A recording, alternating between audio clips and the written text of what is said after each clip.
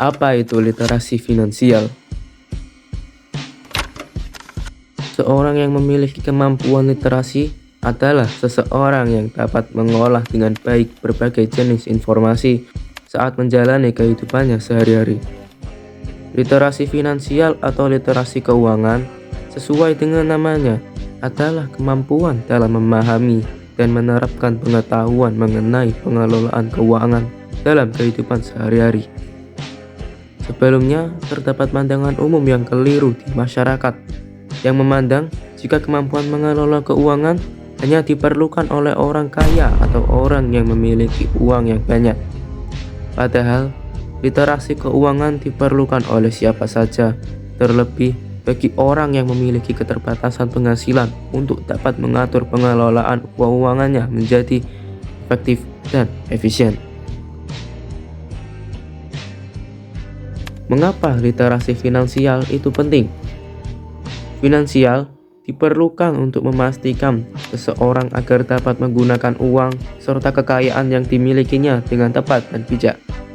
Terlebih, di tengah perkembangan industri yang semakin pesat, ketiadaan literasi finansial bisa menjebak seseorang ke dalam gaya hidup konsumtif, gemar berbelanja, namun tidak mengupayakan kepastian kesejahteraan dalam jangka panjang.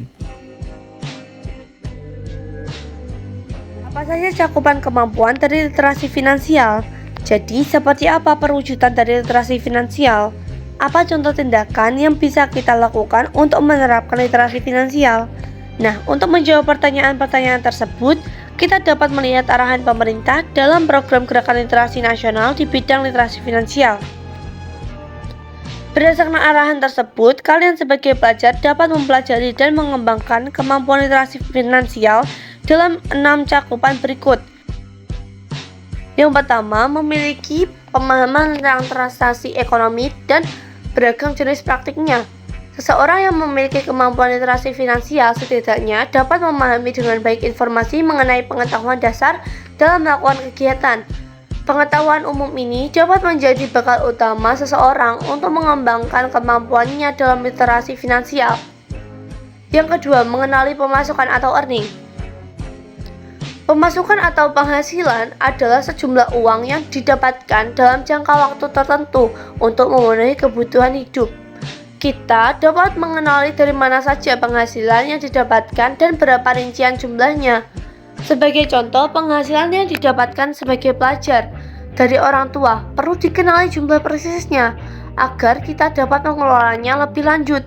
Yang ketiga, mengelola pengeluaran atau spending.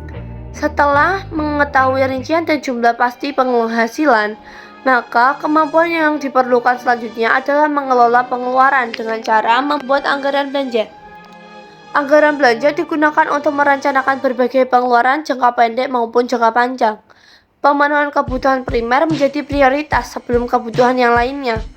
Yang perlu kalian ketahui, mengelola pengeluaran tidak selamanya harus berkaitan dengan kegiatan membayar atau membeli sesuatu, tetapi juga termasuk menabung, melakukan investasi, atau memberikan sedekah. Yang keempat, merancang tabungan atau saving.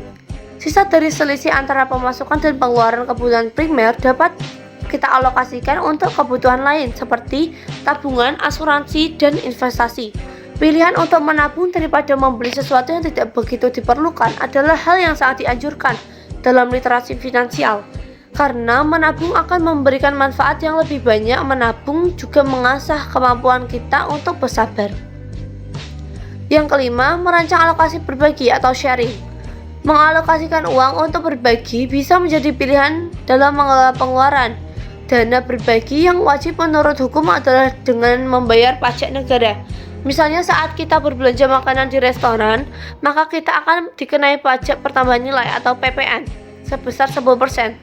Uang pajak tersebut akan digunakan negara untuk membiayai keperluan negara dalam melayani masyarakat.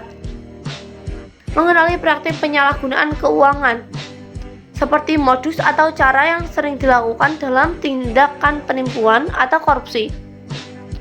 Pemahaman mengenai hal ini penting agar dapat menghindarkan kita untuk menjadi korban atau pelaku dari tindakan penyalahgunaan keuangan yang dapat merugikan orang lain. Something bad